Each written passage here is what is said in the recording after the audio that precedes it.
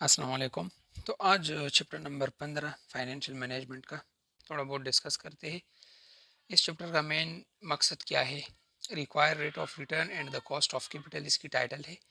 तो it means कि हम किसी प्रोजेक्ट में अगर पैसा लगा रहे हैं तो उस पे जो आपको खर्च आएगा, यानी इस प्रोजेक्ट को जब आप फाइनेंस करोगे तो डिफरेंट ग्रुप से इक्विटी फंड्स या डेट फाइनेंसिंग का दो सोर्सेज यूज़ करके आप क्या करोगे, प्रोजेक्ट को फाइनेंस करोगे। ठीक है। तो अब इसमें उनका कॉस्ट फाइंड आउट करना कि भाई वो आपसे क्या मांग रहे हैं। तो इन सिंपल टर्म्स हम कह सकते हैं कि आपके प्रोजेक्ट पे रिक्वायर्ड रेट ऑफ रिटर्न क्या होनी चाहिए, ताकि वो मिनिमम एक्सेप्टेंस क्राइटेरिया हो कि भाई ये तो सिर्फ हमारे फाइनेंशियल कॉस्ट्स रिकवर करेगी। ठीक है। तो अब चूंकि आपको पता है कि किसी भी प्रोजेक्ट के लिए कंपनी में रेगुलरली प्रोजेक्ट्स चलते रहते हैं, तो उसमें से आप या तो इक्विटी एक इस रास्ते को चूज करोगे या डेट या दोनों। ठीक है। एक कैपिटल स्ट्रक्चर बनाओगे, कैपिटल स्ट्रक्चर सही है। तो अब इसमें क्या है कि आप अगर प्रोजेक्ट को फाइनेंस कर रहे हैं तो या आपने इक्विटी यानी कॉमन स्टॉक वगैरह इशू करके आपने फाइनेंस करना है और साथ में कुछ डेट फाइनेंसिंग भी करनी है। डेट मीन आपने लोन लेना है, आपने बॉन्ड इशू करने हैं वगैरह वगैरह। ठीक है। लेकिन इसमें एक बात मैंने लिखी है कि लॉन्ग रन, लॉन्ग टर्म मतलब ये कि भाई आपने शॉर्ट टर्म की बात नहीं करनी है। अगर सीजनल रिक्वायरमेंट्स है कंपनी की तो आपने उस फाइनेंस को इधर नहीं एम्प्लॉय करना या उसको कंसिडर नहीं करना है। ठीक है। वजह यह है कि वो वर्किंग कैपिटल मैनेजमेंट में आ जाती है, वो कुछ अलग किस्सा है। ठीक है। अब इसमें क्या है, overall cost of capital and required return the same how, किस तरह ये दोनों चीज़ें सेम है। देखो, जब आपसे इन्वेस्टर जो रिटर्न मांगता है 10% 20%, वो आपकी कॉमन शेयर होल्डर हो सकती है, वो आपकी क्रेडिटर यानी बैंक हो सकती है, या बॉन्ड होल्डर जो है वो आपसे एक रिटर्न एक स्पेसिफिक परसेंटेज में रिटर्न मांगता है। वो रिटर्न आपके लिए क्या है, आपकी प्रोजेक्ट की कॉस्ट है। लेकिन चूंकि आपको पता है कि फाइनेंसिंग के डिफरेंट कंपोनेंट्स है, यानी इक्विटी डेट, और इसमें भी फिर क्या है कि मुख्तलिफ बैंक लोन हो सकते हैं, डेट में से बॉन्ड हो सकते हैं, इक्विटी फंड्स, और साथ में प्रेफर्ड स्टॉक भी हो सकती है। ये मैंने जिक्र नहीं किया है इधर। प्रेफर्ड स्टॉक ये भी एक किस्म की स्टॉक है। ठीक है। तो क्योंकि आपको तो बेसिक का पता है कि प्रेफर्ड स्टॉक इक्विटी डेट ये क्या है, तो थोड़ा बहुत जल्दी आगे जाते हैं। अच्छा, ये सेम इसलिए है कि आपकी कॉस्ट इन्वेस्टर्स की रिटर्न है। ठीक है। उनकी जो रिटर्न है वो आपके लिए प्रोजेक्ट का कॉस्ट है। ठीक है। तो आपने उसको एस्टिमेट करना है, और इसके डिफरेंट टेक्निक्स है। तो फर्स्ट ऑफ ऑल हम डेट फाइनेंसिंग को लेके यानी कॉस्ट ऑफ डेट को फाइंड आउट करते हैं कि हमारी डेट पे कॉस्ट कितनी आएगी, या इस प्रोजेक्ट में अगर हम डेट को यूज़ करेंगे तो क्या हमारी कॉस्ट पड़ेगी। ठीक है। उस प्रोजेक्ट पे तो taking long term bank loan इसमें आते हैं, बिल्कुल इशुएंस ऑफ बॉन्ड इसमें आती है, zero coupon bond, non zero coupon bond वगैरह वगैरह। ठीक है। और इसमें परपिचुअल बॉन्ड्स इसलिए नहीं आ सकते क्योंकि प्रोजेक्ट को फाइनेंस करना, प्रोजेक्ट तो एक टेम्परेरी एंडिवियर होती है, एक शॉर्ट टर्म के लिए रिलेटिवली। अगर आप बहुत लॉन्ग टर्म की बात करें या मतलब एक इन्फिनिटी तक की बात करें तो इसके मुकाबले में प्रोजेक्ट एक शॉर्ट टर्म एंडिवियर या स्ट्रगल होती है। ठीक है। तो आप इसमें से इशुएंस ऑफ बॉन्ड्स आप कर सकते हैं या बैंक लोन कर सकते हैं। इसमें ज़ीरो कूपन बॉन्ड जिस पे आपको कोई कूपन नहीं मिलती, यानी कोई आपको इंटरेस्ट सूद नहीं मिलती सादा अल्फाज में, और आपको डीप डिस्काउंट पे ये बॉन्ड्स मिलते हैं। आगे मैंने इसका जिक्र किया है। तो इसके लिए आपने फार्मूला क्या यूज़ करना है अगर आपने कॉस्ट ऑफ डेट को निकलवाना है? P naught equal to sum re run from one up to N and I T plus P T divide by one plus K D power T. इसका मतलब क्या है कि जो मार्केट वैल्यू है आज आपकी डेट की, अगर वो बराबर हो जाए जितने भी आपके interest payment at time T 1 2 3 4 जो भी हो सकते हैं, प्लस इसके साथ प्रिंसिपल अमाउंट करे और इसको डिवाइड करे वन प्लस के डी आपकी डिस्काउंट रेट पे एट पावर टी। अगर इधर वन है तो इधर भी वन है, 2 3 इसी तरह। और उन सब का सम, देखो समेशन की बात की है, उनकी सम को लेके अगर ये मार्केट वैल्यू के बराबर हो जाए तो इट मीन्स कि इस फॉर्मूले को लेके आप के डी को निकलवा सकते हैं आसानी से। ठीक है। अब इसमें हम फर्स्ट सिनारियो डिस्कस करते हैं, if non zero coupon bond use, यानी अगर आपके साथ नॉन ज़ीरो कूपन बॉन्ड है, आपने वो इशू की है और इसकी आपने वैल्यू फाइंड आउट करनी है। क्या वैल्यू? जो डिस्काउंट रेट है उसकी, उस परसेंटेज अमाउंट को फाइंड आउट करने, जो रिक्वायर रेट ऑफ रिटर्न आपसे डेटर मांग रहा है, क्रेडिटर मांग रहा है, सॉरी। और क्रेडिटर इस केस में आपकी क्या है? Bond holder. आपकी जो बॉन्ड होल्डर है, ठीक है, वो आपकी क्रेडिटर है, बॉन्ड होल्डर, ठीक है। अब ये फॉर्मूला क्या मुसीबत है, K D equal to I L plus I H minus I L into P V L minus P V Y T M divided by P V L minus P V H. ये क्या है, linear interpolation का एक approach है। इसको हम आगे discuss करते हैं, फिल वक्त आप इसको याद करें। आपको ये फार्मूला आनी चाहिए अगर नॉन जीरो कूपन बॉन्ड की सिनारियो आपको गिवन हो क्वेश्चन में, ठीक है। तो एक एग्जांपल इस पे हम सॉल्व करते हैं अभी। तो चलो आगे जाते हैं। अब फॉर एग्जांपल आपके साथ बॉन्ड्स पार वैल्यू क्या है, एक बॉन्ड है, प्रोजेक्ट के लिए आपने फाइनेंसिंग की है या करते हैं आपने प्लान की है, उस बॉन्ड की क्या है 50,000 पार वैल्यू है, जो स्टेटेड वैल्यू है इसकी फेस वैल्यू है, और इसकी कूपन जो एनुअल आपको मिलती है वो 7% है, यानी 0.07, और इसकी मार्केट वैल्यू जो चल रही है 47,000 एंड 5,000 पी के आर है, और इसकी जो मेच्योरिटी तक टाइम रहा है वो इन किसके बराबर है, 15 ईयर्स के, ठीक है। तो ये चीज़ें हमें गिवन है। अब इसमें करना क्या है, आपने केडी कैलकुलेट करना है। केडी क्या है, हमारा कॉस्ट ऑफ डेट, यानी अगर फाइनेंसिंग में डेट कंपोनेंट को लेके हम इस बॉन्ड की, मतलब इन्वेस्टर एक रिक्वायर रेट मांग रहा है, एक खास परसेंटेज में रिटर्न मांग रहा है, उसको कैलकुलेट करें, तो ये सिनारियो हम फिर इंटरपोलेशन की तरफ ले जाएंगे और उस अप्रोच को यूज़ करके हम इसकी एक रेट निकलवाएंगे, ठीक है। वो बड़ा आसान प्रोसीजर है, इसमें कुछ डिफिकल्ट नहीं है। तो इंटरपोलेशन क्या है, interpolation is that process by which we estimate an unknown number between two known number. अगर दो नाउन नंबर आपके साथ गिवन है और इसके दरमियान एक अननाउन नंबर को आपने एस्टिमेट करना है, फाइंड आउट करना है तो उसको इंटरपोलेशन कहते हैं। और उसको हमने क्या किया, उस नंबर को इंटरपोलेट किया, ठीक है, एस्टिमेट किया उस अननाउन नंबर को। तो फर्स्ट इसमें हमने करना क्या है इस प्रोसेस में, अगर हमने केडी निकलवाना है, ये केडी, ठीक है, इसमें हमने करना ये है कि हमने trial and error approach use करना है। ट्रायल एंड एरर ये बड़ा ओल्ड अप्रोच है। इसमें आपने सिंपली करना यह है कि आपने रफली, बिल्कुल आपके 100% इख्तियार में है, आप जो भी परसेंटेज लेते हैं, आपने एक डिस्काउंट रेट बस रफली लेना है। इसमें ये नहीं है कि 10 मैंने क्यों लिया, 15 क्यों नहीं लिया, आप 15 ले ले, बेशक आप 25 ले ले, जो भी लेते हैं, लेकिन अपने अंदाजे से, और कोशिश करें कि पहले स्टार्ट 10-15 से ही करें, ज़्यादा ऊपर या नीचे न जाए, तो ये आपके लिए बेहतर होगी। तो अब प्रोजेक्ट पे फॉर एग्जांपल हमने कंसिडर किया कि 10% अगर डिस्काउंट रेट हो या केडी हम ले ले, तो इसमें हमारे साथ क्या वैल्यू आती है, जो हमारे साथ प्रेजेंट वैल्यू आएगी, प्रेजेंट वैल्यू, तो वो क्या आएगी इस बॉन्ड की। तो आपने चैप्टर नंबर 4 में ये पढ़ा हुआ है, नॉन ज़ीरो कूपन बॉन्ड के लिए जो प्रेजेंट वैल्यू का फॉर्मूला है बुक में गिवन है, वो क्या है कि P V is equal to I interest payment into PVIFA present value interest factor of an annuity with 10% discount for 15 year to be hold plus maturity value of the bond into present value interest factor with 10% of discount rate and for 15 years।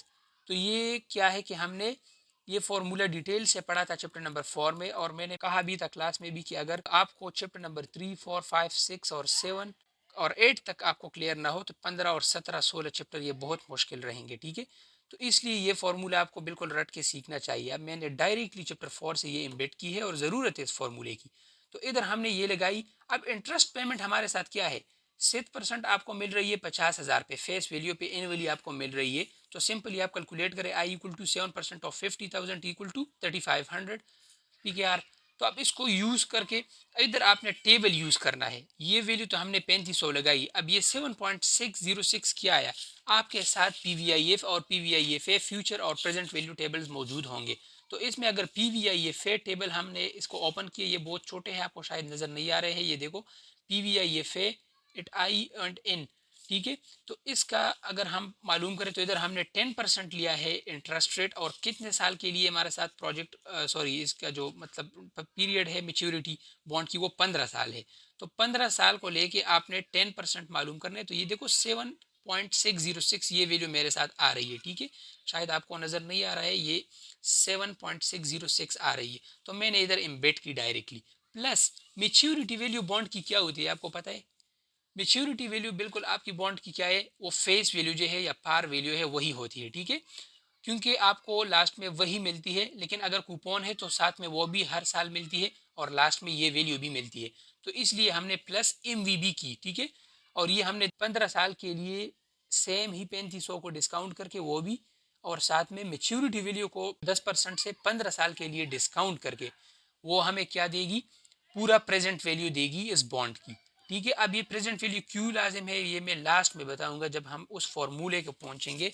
मैंने वो formula किधर रखा, sorry, ये जो मैंने रखा, इस फॉर्मूले के बाद आपको समझ आ जाएगा जब इसको हम पहुंच जाए कि ये क्यों हम पीवी कैलकुलेट करते हैं, ठीक है। चलो अब हम वापस आते हैं अपने काम पे। अच्छा, अब इधर आप देख सकते हैं कि क्या है हमारे साथ 50,000 जो MV है मेच्योरिटी वैल्यू या फेस वैल्यू है, बॉन्ड की फेस वैल्यू मेच्योरिटी वैल्यू ही होती है। सीवन हॉर्न की बुक में चैप्टर नंबर 4 में मौजूद है, अभी पेज नंबर याद नहीं है लेकिन लेफ्ट साइड पे नॉन जीरो कूपन बॉन्ड में ये बात मौजूद है, ठीक है, कि ये मेच्योरिटी वैल्यू ही होती है, ठीक है। और जाहिर बात है आपको वही फेस वैल्यू मिलती है लास्ट में अगर आप बॉन्ड होल्डर है तो, सही है। तो अब इसमें ये 0.239 कहाँ से है, ये PVIF 10% रेट के साथ और 15 ईयर के लिए अगर आपने होल्ड करना है तो इसमें PVIF टेबल आपने देखना, ये बड़ा आसान प्रोसेस है, ठीक है। और इसमें क्या करना है आपने, PVIF टेबल हमने निकलवाई, present value interest factor table. और इसमें क्या देखना है, बस सिंपल ही आपने 10% को लेके 15 साल के सामने देखना है। 15 पीरियड क्या है हमारे साथ, इन 15 ईयर। तो ये 0.239 आ गई हमारे साथ, 0.239 हमने भी लिखी है, ठीक है। तो ये इस तरह आपने एम्बिट करने हैं वैल्यू टेबल से। अब ये सिंपली जब हमने ये कंपोनेंट कैलकुलेट किया तो 26,621 आ गया, और साथ में इससे क्या गया 11,950। लेकिन ये हमने क्या किया कि 38,571 विच इज़ लेस देन 47,500, ये मैंने क्यों लिखा। देखो अगर नॉन जीरो कूपन बॉन्ड है तो आपने KD को एक ऐसा रेट फाइंड आउट करना है कि जिस पे आप सब कैश फ्लोज को डिस्काउंट करके अप्लाई करें तो आपको क्या मिलती है, आपको वही मार्केट वैल्यू मिलती है जो मार्केट में चल रहा है, प्राइस P0। तो ऐसे रेट को फाइंड आउट करने के लिए पहले आपने एक रेट इज्यूम किया 10%, जिस पे वैल्यू कम आ गई 47,500 से। अब हमने एक दूसरी रेट लेनी है, और इधर एक लॉजिक पड़ा है कि भाई मैंने एक रेट लिया जिस पे वैल्यू कम आ रही है। अब मुझे अगर डिस्काउंट रेट ज़्यादा करना पड़ा तो इससे और भी कम आएगी वैल्यू, प्रेजेंट वैल्यू कम आएगी जी। देखो ये तो सिंपल बात है कि अगर आप किसी कैश फ्लो से ज़्यादा परसेंटेज निकलवाओगे तो उसकी रिजल्टेंट वैल्यू कम होगी, अगर उससे कम परसेंटेज निकलवाओगे तो रिजल्टेंट वैल्यू हाई होगी, बड़ी होगी। तो इधर ऑलरेडी 47,500 से छोटी है वैल्यू, और हमें क्या चाहिए, एग्जैक्ट ऐसी एक रेट चाहिए, 10% नहीं, एक ऐसी रेट चाहिए इसके बजाय कि जिस पे ये हमारे साथ किया आ जाए, ये एग्जैक्टली 47,500 प्रेजेंट वैल्यू आ जाए। तो अब अगेन हमने रेट को कम करना है। लॉजिक क्या है, कम इसलिए करना है ताकि हम रेट को कम करें तो रिजल्टेंट वैल्यू हाई आएगी। यानी अगर हम एक ऐसी परसेंटेज ले लें जो इसके मुकाबले में कम पड़े तो ये 38,000 से फिर ऊपर जाएगी, और हमें कोशिश ये है कि ये 47,500 को अगर क्रॉस करे या इक्वल आ जाए। तो इक्वल तो बहुत मुश्किल है क्योंकि डायरेक्टली किसी को पता नहीं चलता कि किस रेट पे इक्वल आएगी, लेकिन हमें क्रॉस करना है ताकि दरमियान वाले नंबर को फिर हम एस्टिमेट करें। तो मैंने इज्यूम किया कि भाई मैं अब क्या ले रहा हूँ, 6% ले रहा हूँ। अभी वही प्रोसेस मैं रिपीट कर रहा हूँ, ये प्रोसेस मैं अगेन रिपीट कर रहा हूँ। आई वही 3500 है, यानी 700 ऑफ 50,000, 50,000 के जो 7% है वो हमारे साथ वही 3500 है। और इधर मैंने अगेन टेबल को यूज़ किया। अगर मैं टेबल को दोबारा दिखाऊँ थोड़ा ताकि आपको प्रोसीजर 100% समझ आ जाए, तो इधर क्या है, मैंने 6% पे लाया। तो अभी 10 के बजाय मैं इधर 6 के कॉलम में, 6% के कॉलम में क्या देखूंगा, मैं 15 ईयर देखूंगा। ईयर वही है क्योंकि बॉन्ड की मेच्योरिटी वही 15 ईयर है। तो 9.712% मेरे साथ क्या आ रहा है, एक इंटरेस्ट फैक्टर आ रही है, ठीक है। तो वो 9.712 मैंने पुट की इधर, सही है। सॉरी मैं इस पेज को थोड़ा एडजस्ट करूँ। अच्छा, और इधर प्लस मेच्योरिटी वैल्यू भी वही है, MV 50,000 है। और PVIF क्या है, प्रेजेंट वैल्यू इंटरेस्ट फैक्टर, लेकिन अब 6% पे हमने लेना है, 10% पे नहीं। तो वो भी मैं टेबल से दिखाता हूँ। ये बार बार इसलिए दिखा रहा हूँ ताकि आपको इस टेबल का समझ आ जाए कि इंटरेस्ट फैक्टर टेबल कैसे यूज होते हैं। अब PVIF का आप देखें, PVIF अगर आप देखें तो इसमें हमने 6% पे आके जब वैल्यू फाइंड आउट की तो 0.417 आई, और 15 ईयर आपने वही कांस्टेंट, क्योंकि मेच्योरिटी बॉन्ड की वही 15 ईयर है, सिर्फ हमने रेट को तब्दील किया। तो अब हमने 6% पे क्या हमारे साथ वैल्यू आ जाए, आ गई, वो 0.417 आई जो कि मैंने आपको टेबल में दिखाई, ठीक है। तो अब इधर क्या है, इस कंपोनेंट से जो वैल्यू आई वो 33,992 है, और इस कंपोनेंट से 20,000 50,000 मल्टीप्लाई 0.417 से क्या आई, वो 20,850 आ गई। अब हम दोनों को ऐड करके तो ये क्रॉस करती है 47,500 को, यानी जो हमारी मार्केट वैल्यू है, इधर मार्केट वैल्यू है पी नॉट, उसको क्रॉस करती है। अब इस इंटरपोलेशन प्रोसेस का मतलब क्या है कि मैंने एक 10% रेट लिया, इस पे कुछ रिजल्ट पीवी आ गई है मेरे साथ, और साथ में मैंने 6% लिया, ठीक है। या अगर मैं इसको इस तरह बताऊँ कि 6% और 10%, क्योंकि लेफ्ट टू राइट हायर होती है, तो दरमियान वाले एक रेट को मुझे चाहिए। इस पे भी एक पीवी मेरे साथ आई, ये पीवी एल कहलाता है, मैं लास्ट में एक्सप्लेन करता हूँ। और इस पे भी मेरे साथ कुछ वैल्यू आई, ठीक है, पीवी की present value of this bond, ठीक है। तो ये दरमियान में जब हम एस्टिमेट करेंगे एक ऐसे परसेंटेज को जिस पे हम डिस्काउंट करके इस फॉर्मूले में फिक्स हमारे साथ 47,000 आ जाए, लॉजिक ये है इस किस्से का, ठीक है। नॉन कूपन जीरो बॉन्ड में अगर आप के डी फाइंड आउट करोगे तो के डी वही परसेंटेज रेट होता है जिसको इधर एम्बेड करके इस फॉर्मूले में, अगर मैं वो परसेंटेज फॉर एग्जांपल x% मैं इधर लगाऊं, वो तो अभी मालूम नहीं है, तो उसको आपने फिर डिस्काउंट करना है इसी प्रोसेस को लेके, वो पीवी आपके साथ 47,500 ही आनी चाहिए, बस कॉन्सेप्ट ये है। तो अब इधर हमने एक रेट को एस्टिमेट करना है, तो देखिए दो नाउन के दरमियान एक अननाउन को एस्टिमेट करना इंटरपोलेशन कहलाता है, ठीक है, मैंने प्रीवियसली डिस्कस की, सही है। अब हम इधर आते हैं और इस प्रोसेस को मजीद आगे ले जाते हैं। अब एबव डिटेल पे बेस करके नाउ देखो क्या कहते हैं कि sorry, based on above detail we have, इन डिटेल से हमें क्या मिलती है, वो पेज में ज़रा इसको लेके आता हूँ, ठीक है। हमें मिलती क्या है ये भी मैं साथ में रखता हूँ ताकि पता चले। जो लोअर रेट मैंने लिया उस वो क्या था, 6% था, 0.06। अब ये तो सिंपल बात है, मैंने लोअर रेट क्या लिया, 6%। जो हायर रेट था, हायर रेट कौन सा था, 10% मैंने लिया। प्रोसीजर को समझो पूरा, देखो बहुत कॉन्सेप्चुअल चीज़ है और बहुत आसान चीज़ भी है। आई एच मेरे साथ 10% आया, तो अब इस 0.10 आया, ठीक है, 10% मीन 0.10। और प्रेजेंट वैल्यू जब लोअर रेट पे आई तो वो 54,842 आई। ये देखो मैंने इधर कैलकुलेट की अभी, ये लास्ट में, तो हमने रिसेंट कैलकुलेट किया, 6% जो लोअर रेट से हमने किया वो 54,842 थी, और ये बड़ी वैल्यू थी, और ये लोअर रेट पे थी आई, इन PV lower, PV at lower rate, PV at lower discount rate हमारे साथ 54,842 आई, और present value at higher rate हमारे साथ क्या आई थी, 38,517, जो कि छोटी थी 47,000 से। और पीवी वाई टी एम क्या है, Y T M mean yield to maturity, ये भी अब हमें एक्सप्लेन करना पड़ेगा। वाई यील्ड टू मेच्योरिटी, इस बॉन्ड पे जो पूरा यील्ड या रिटर्न ओवरऑल, पूरा जितनी इसकी मेच्योरिटी है उस तक जितना रिटर्न मिलेगा इस पे, वो वाई टी एम है, और हमें वही चाहिए।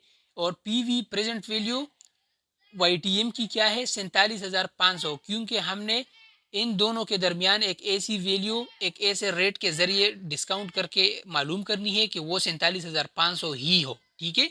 तो चूंकि आज मार्केट प्राइस 47,500 है बॉन्ड की, और हमें ये एस्टिमेट भी करना है कि एक ऐसा रेट हो दरमियान में 6 और 10 के, कि जिसको डिस्काउंट करके बॉन्ड की प्रेजेंट वैल्यू क्या आ जाए, वो यही आ जाए, ठीक है। तो ये Y T M P V present value at Y T M, या present value Y T M की जो है यील्ड टू मेच्योरिटी, उस पूरे रिटर्न यानी उसी रेट को, देखो हमें यही यील्ड चाहिए, यही रिटर्न चाहिए, अगर आप समझते हो, यही रिक्वायर रेट ऑफ रिटर्न है कि जिस पे हम वही फॉर्मूला अप्लाई करें पीवी का, यानी PV into I P V I F A और plus M V P V I F, इस फॉर्मूले को लेके और उस रेट को अप्लाई करें, उस यील्ड को अप्लाई करें, वो रेट जो रिटर्न है उसको अप्लाई करके वो क्या है, मार्केट वैल्यू आ जाए 47,500। तो इसलिए हम मानते हैं कि present value at Y T M क्या होनी चाहिए, 47, यानी वही मार्केट वैल्यू चाहिए। असल में कैलकुलेशन की ज़रूरत ही यही चीज़ है कि भाई हमने एक ऐसा रेट मालूम करना है जिस पे वैल्यू यही आ जाए, प्रेजेंट वैल्यू यही आ जाए, एस्टिमेटेड प्रेजेंट वैल्यू जो है, ठीक है, या जो हम कैलकुलेट करेंगे, ठीक है। अब हम आते हैं और उस प्रोसेस को आगे ले जाते हैं। अब हम उस फॉर्मूला की तरफ आते हैं, के डी क्या है, आई L plus I H minus I L, वही फॉर्मूला है।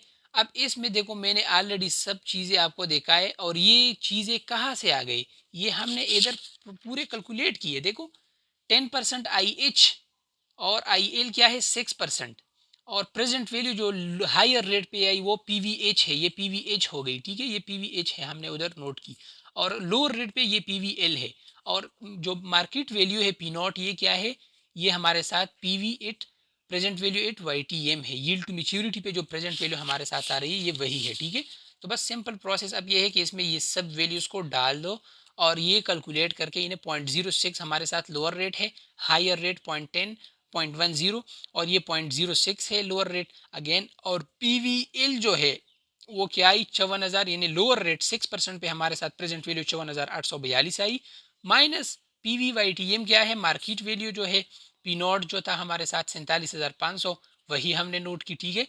और साथ में पी वी एल और P V H P already given है इधर, पी वी एल क्या है 54,842, ऊपर भी हमने एडमिट की इधर, और ये क्या है पी वी एल वो हमारे साथ क्या है 38,517, ठीक है, जो हायर 10% रेट पे आई, जो हायर रेट पे आई। तो ये प्रोसेस है, ये आपने समझना है और इस पे खूब प्रैक्टिस करना है, ठीक है। अच्छा, अब के डी हमारे साथ ये कैलकुलेट किया हमने इधर से, ये ऊपर 293.68 आया, ठीक है, और नीचे क्या आया 16,325, अगर 54,842 से 38,517 को माइनस करें तो ये रेट अब क्या आया 0.06 प्लस इस कंपोनेंट से जो 0 पॉइंट समथिंग आया वो, या 1 पॉइंट समथिंग आया वो, किया टोटल सम अप किया हमने ये दोनों को, तो इससे 7.798% आ रहे हैं, और यही हमारी कॉस्ट ऑफ डेट है, ये हमारी केडी है। एंड आई होप कि आपको क्लियर है, फिर भी मसला हो तो चलो फिर क्लास में इंशाल्लाह डिस्कस करते हैं। अच्छा, but finance expense is tax deductible, अब ये क्या मुसीबत इसमें आ पड़ी, देखो कुछ भी नहीं है, फाइनेंस एक्सपेंस हमेशा टैक्स डिडक्टेबल होती है।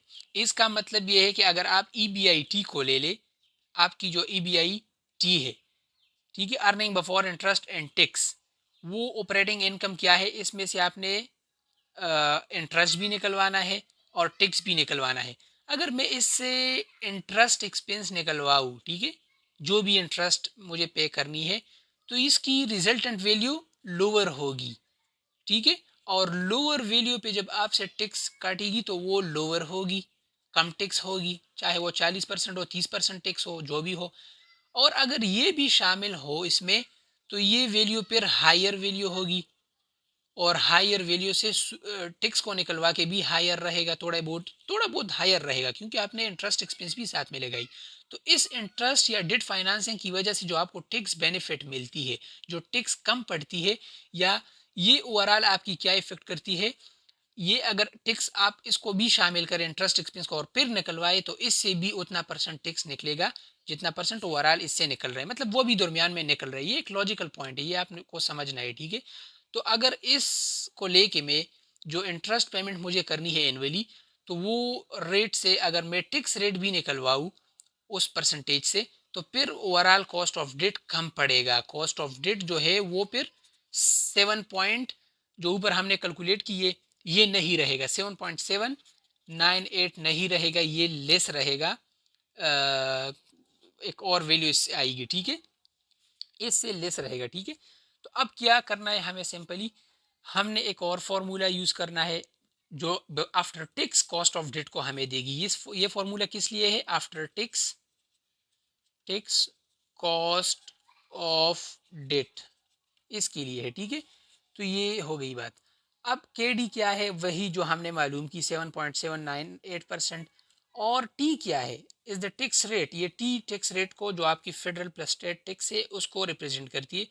सपोज करें 20% हमसे टैक्स मांगती है गवर्नमेंट, तो अब इधर मैंने क्या करना है कि 7.798 को तो वही के डी लगाया, और 1 माइनस टी क्या किया, यानी 100% में से 20 हिस्से टैक्स भी इसका निकलवाया, 7.79% का। अगर मैं इसको 100% इज्यूम करूँ, यानी 1 इज्यूम करूँ और इसमें से 20% टैक्स को काटूँ, तो फिर ये 7.798 नहीं रहेगा, ये फिर आएगा 6.24%। और ये देखो after tax cost of debt हमारे साथ this is less than before tax, ठीक है। तो ये हमारे साथ नॉन जीरो कूपन बॉन्ड की अप्रोच थी, ये थोड़ी बहुत लंबी थी, और बाकी जो जीरो कूपन बॉन्ड है वो अप्रोच बहुत इजी है। इसका फॉर्मूला तो मैंने ऑलरेडी लेकी है, वो भी मैं सामने लेके आता हूँ। देखो फर्स्ट पेज में हमने ये फॉर्मूला स्टडी किया, इसमें हमने सिंपली वैल्यूज पुट करनी है और हमने कैलकुलेट करनी है क्या, जो हमारे साथ के डी है, इसके लिए हमने सॉल्व करना है, ठीक है। अब मैं पेज को उठा रहा हूँ, 4 नंबर पेज। अब इधर फॉर एग्जांपल अगर जीरो कूपन बॉन्ड है और इसकी आपने कॉस्ट कैलकुलेट करनी है के डी, मतलब इस पे जो आपको कॉस्ट पड़ेगी, अगर प्रोजेक्ट के लिए आपने जीरो कूपन बॉन्ड इशू की है तो इस पे आपको क्या कॉस्ट पड़ने वाला है, पूरा जो प्रोजेक्ट में लगेगा वो कॉस्ट हमने उसी रिटर्न को लेके फाइंड आउट करना है, उसी केडी को, डिस्काउंट रेट को, ठीक है। ये देखो साइनोनिमस चीज़ें हैं, ये केडी हो गया, इसको डिस्काउंट रेट भी बोलते हैं, बिल्कुल, डिस्काउंट रेट ऑन डेट, ठीक है। और साथ में इसको रिटर्न भी कहते हैं जो आपको देना है क्रेडिटर को, इसको आप कॉस्ट ऑफ डिट भी बोलते हैं, ये सब एक चीज़ है, ठीक है। बुक में भी सिनोनिमसली बार बार इसको यूज़ की गई है और ये एक ही चीज़ है। अच्छा, A B C company have bonds with, अगर एक कंपनी है और इसकी बॉन्ड क्या है, पार वैल्यू के साथ है, वो 1000 वैल्यू है उसकी, P K are, zero coupon bond है और इसकी मार्केट प्राइस जो चल रही है वो 385.54 इसकी वैल्यू है और इसकी मेच्योरिटी को 10 साल रहते हैं। तो अब टैक्स ब्रैकेट भी दिया है, जो टैक्स बेनिफिट इससे मिलेगी, या मतलब आपको जो टैक्स देना है इस पे वो भी 40% है। तो अभी हमें इंफॉर्मेशन गिवन है और सिंपली हमने क्या करना है, इस फॉर्मूले को यूज़ करना है, ठीक है। अब इधर हमने क्या करना है, चूंकि इस बॉन्ड में कूपन नहीं है तो ये समेशन वाली किस्सा ये बिल्कुल भी नहीं चलती, ये ख़त्म, क्योंकि इधर हमने फिक्स 15 साल के लिए, 10 साल के लिए, चूंकि 10 ईयर मेच्योरी है तो इनकी बजाय डायरेक्टली 10 लगाना है, ठीक है। और पूरे 10 साल की इंटरेस्ट अगर है, लेकिन इधर जीरो कूपन बॉन्ड है तो ये जीरो रहेगा। और पार वैल्यू जो लास्ट में आपको मिलेगी eight the end of 10 year, directly 10 लगाना है और टी भी हमने डायरेक्टली 10 लगानी है, ठीक है। और के डी हमें मालूम करना है, तो ये समेशन दरमियान में ख़त्म, क्योंकि ये डायरेक्टली इसमें कूपन आपको नहीं मिल रही है और मतलब आपने कैश फ्लोज को डिस्काउंट करके फिर उनको सम करके अगर पी नॉट आ जाए तो ठीक है, ना आ जाए तो आपने फिर ट्रायल एंड एरर अप्रोच करना है, तो वो चीज़ इसमें नहीं है जो हमने डिस्कस की। तो इसलिए फार्मूला को मैं डायरेक्ट लेके, इस कंपोनेंट को लेके हम डायरेक्टली वैल्यू पुटिंग करते हैं। इधर हमें क्या है, मार्केट प्राइस पी नॉट है, ये हमेशा आप फाइनेंशियल मैनेजमेंट बुक में जब भी देखे 15 चैप्टर 18 में ये पी नॉट मार्केट प्राइस होती है, मार्केट प्राइस, ताकि आपके लिए आसान रहे, ठीक है। और इधर क्या है, इंटरेस्ट आपको या जो आपको इंटरेस्ट पेमेंट एनुअली मिलती है टाइम वन, यानी 1 year eight the end of 2 3 4 year, जिस ईयर के लास्ट में भी आपको मिलती। तो चूंकि ये जीरो कूपन बॉन्ड है, इसमें आपको कूपन नहीं मिलती तो मैंने जीरो लगाई, सिंपल बात है। और जो मेच्योरिटी वैल्यू है या प्रिंसिपल ओड या principal I have to repay at the end of maturity of the bond, वो हमारे साथ क्या है, मेच्योरिटी वैल्यू है या फेस वैल्यू है, मैंने बात की थी प्रीवियस कंपोनेंट में भी जो हमने उसको डिस्कस किया नॉन जीरो कूपन बॉन्ड का, कि ये मेच्योरिटी वैल्यू और फेस वैल्यू वही एक चीज़ होती है, या प्रिंसिपल अमाउंट बॉन्ड पे जो आपने वापस देना है, ठीक है। तो ये 1000 है और 1 + KD⁻10 है, ठीक है। तो अब इसको रीअरेंज करें, तो चूंकि जो चीज़ आपने मालूम करनी होती है तो मैथमेटिक्स के प्रिंसिपल क्या कहते हैं, को आपने लेफ्ट साइड पे उसको लाना है, ठीक है। तो 1 + KD⁻10 आ जाएगा और इधर इस चीज़ को मैंने बोथ साइड पे डिवाइड करना है, इधर से कैंसिल हो जाएगा, अगर मैं 385 को डिवाइड करूँ 0.54 कैंसिल, और इधर ये आ जाएगा, मतलब मल्टीप्लाई करना है इस कंपोनेंट को मैंने, तो यही कंपोनेंट इधर आ गया, सही है। ये सिंपल मतलब रीअरेंज किया हमने, ये इतना डिफिकल्ट कुछ नहीं है, सिंपल हमने उसको इधर ले गया और इसको इधर, ठीक है। और अब हमने क्या किया, इसको डिवाइड किया तो 2.593 आ गया, सिंपल है, ठीक है। और साथ में ये 10 को हमने ख़त्म करना है पावर, तो इस 10 को 1/10 से ख़त्म करना है, to cancel the power effect of 10 या 10 पावर 10 इफेक्ट, तो टेक 1/10 एक्सपोनेंट, हमने पावर क्या लिया, 1/10 लिया। तो पावर के ऊपर जब भी पावर आती है वो मल्टीप्लाई होती है, अगर हम 1/10 को इससे मल्टीप्लाई करें तो ये 10 10 कैंसिल हो जाएगा इधर से, और इधर 1/10 हमारे साथ ये आ गया इस पे, ठीक है। इस पे हमने जोर को लाया। अब 1 + KD से अगर ये मैं ऑपरेट करूँ, यानी 2.5938 पावर 1/10, तो इससे 1.1 आ जाएगा और हमें सिर्फ KD चाहिए, दरमियान में 1 नहीं चाहिए, तो ये +1 है और इसको हमने कैंसिल कैसे करना है, -1 से, तो ये इधर से कैंसिल और इधर भी मसावात है, माइनस करना है आपने, तो हमने माइनस किया इधर से, ठीक है। ये सिंपल प्रोसेस है। और 1.1 - 1 = 0.1 और 0.1 10% रह गया। अब ये हमारे साथ KD निकल आई, कॉस्ट ऑफ डेट, या जो डिस्काउंट रेट है कि जिस पे जो आपसे इन्वेस्टर यानी क्रेडिटर मांग रहा है इस केस में। नाउ आफ्टर टैक्स कॉस्ट क्या आएगी, याद रखो आपने डायरेक्टली जहन में इज्यूम करना है कि जब टैक्स को भी इससे डिडक्ट करे, क्योंकि कॉस्ट एक financial cost are tax deductible, हमने प्रीवियसली प्रूव किया या मतलब एक्सप्लेन किया, तो उससे आपने निकलवाना है simple. Now after tax cost is के आई इक्वल टू, ये फार्मूला बस हमने 2 दफ़ा इस्तेमाल किया तो आपको इंशाल्लाह याद होगी, और आपने याद करना है ये फार्मूले जितने भी है। के आई इक्वल टू के डी इंटू 1 - टी, और अगर के डी में 10% लगाऊँ जो मैंने कैलकुलेट की, और 1 - टी क्या है, टैक्स ब्रैकेट या टैक्स बेनिफिट या टैक्स रेट जो है फेडरल प्लस स्टेट, वो 40% है। तो 40% को 1 में से निकलवाओ, यानी पूरे 10% को अगर मैं 100% यानी 1 कंसिडर करूँ, इसमें 0.40 यानी 40% निकलवाऊँ तो 6% रह जाएगा। ये तो कॉमन सेंस सिंपली आप कैलकुलेट कर सकते हैं, बहुत मुश्किल चीज़ नहीं है। तो ये 6% हमारे साथ जनाब क्या है, ये after tax cost of debt है। एंड आई होप कि आपको ये क्लियर है। अब हम सिर्फ एक कंपोनेंट को कवर कर चुके हैं, वन कंपोनेंट, और वो क्या है, डेट। प्रोजेक्ट में आपने जो डेट यानी डेट फाइनेंसिंग की है, तो उसमें से अगर जो भी मॉडल आपने यूज़ की है, coupon bond, zero coupon bond, bank loan, जो भी है, तो वो सब इस फॉर्मूले और जो साथ वाले फॉर्मूले हमने डिस्कस की इंटरपोलेशन का, उसको यूज़ करना है। ठीक है, तो ये तो सिर्फ डेट कंपोनेंट होगी। अब हमने आना है प्रेफर्ड स्टॉक पे, और उसको हम दूसरे लेक्चर में करते हैं, क्योंकि ये भी एक पता नहीं 25 मिनट आधा घंटा हो चुका होगा लेक्चर। तो फ़िलहाल हमें इजाज़त दीजिए, और मिलते हैं प्रेफर्ड स्टॉक की लेक्चर में। अल्लाह हाफिज़।